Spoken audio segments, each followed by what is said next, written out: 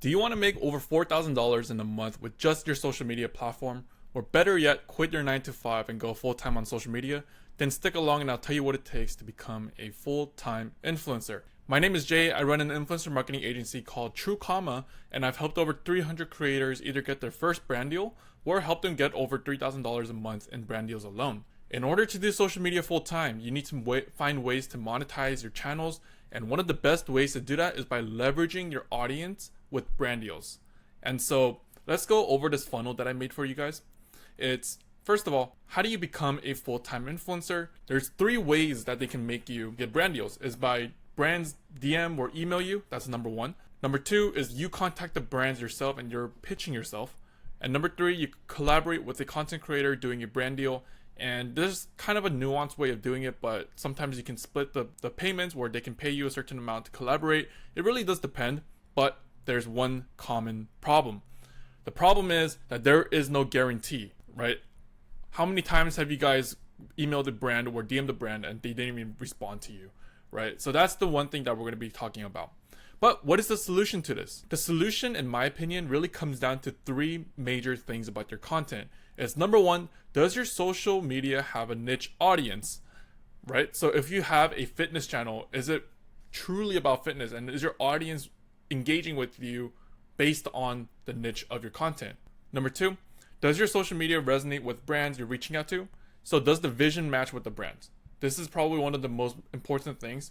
Brands aren't just going to be sponsoring a random creator out there. They're going to be wanting a creator that is resonating with them, resonating with their type of content, their audience, someone that holds the same value.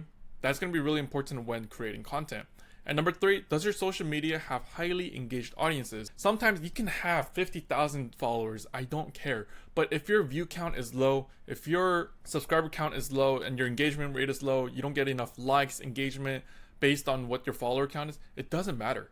So many brands are now investing in micro-influencers, and it's becoming so cost efficient for them that a lot of the top creators are not getting the deals that they want. And why is that? Is because they don't have the type of engagement that they did before. And so many brands now are starting to realize that the engagement of the audience is worth way more than the follower count. So keep that in mind. And if your answer is yes to all 3 of those questions, then I truly believe that you can start pitching yourself and use these facts as leverage. I truly think you have a good shot at going full time as an influencer because you have an engaged audience that is willing to basically trust any word that you say. And that's why the word influencer comes into play. It's because you have influence over these people. But if the answer is no, then I want you to start brainstorming content ideas that really fit within those 3 questions that I just listed. If your content does not resonate with a certain audience, then there's really no point in trying to get a brand deal because the brands are going to be like, not really my type of creator. You don't want that. If you want to become an influencer full time, then you really need to treat it like a full-time job. You can't just wait around and act as if you don't need to do anything and pretend like it's your full-time job. I know it sounds crazy, but it takes a lot of work to be an influencer, and I'm sure you guys know that.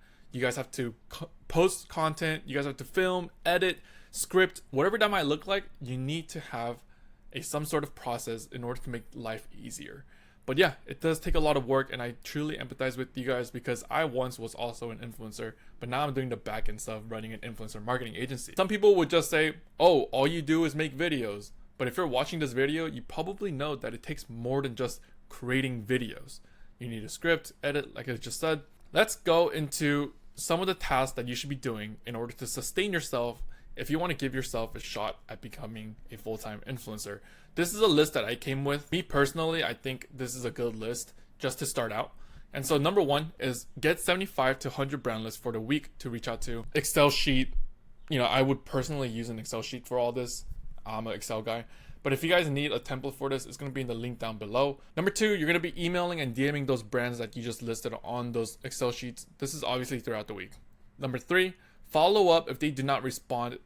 I would do it 2 days after sending the first email. Primarily reason is because they probably have work and they just don't check it. Another cool thing that you should do is never send it over during the weekends. It just doesn't make sense. You got to realize people that work at companies and brands, they're working a 9 to 5 job. And so if you contact them over the weekend, your response rate is just going to be so bad. Number 4 is going to be do research on similar creators like yourself to see how to improve your content.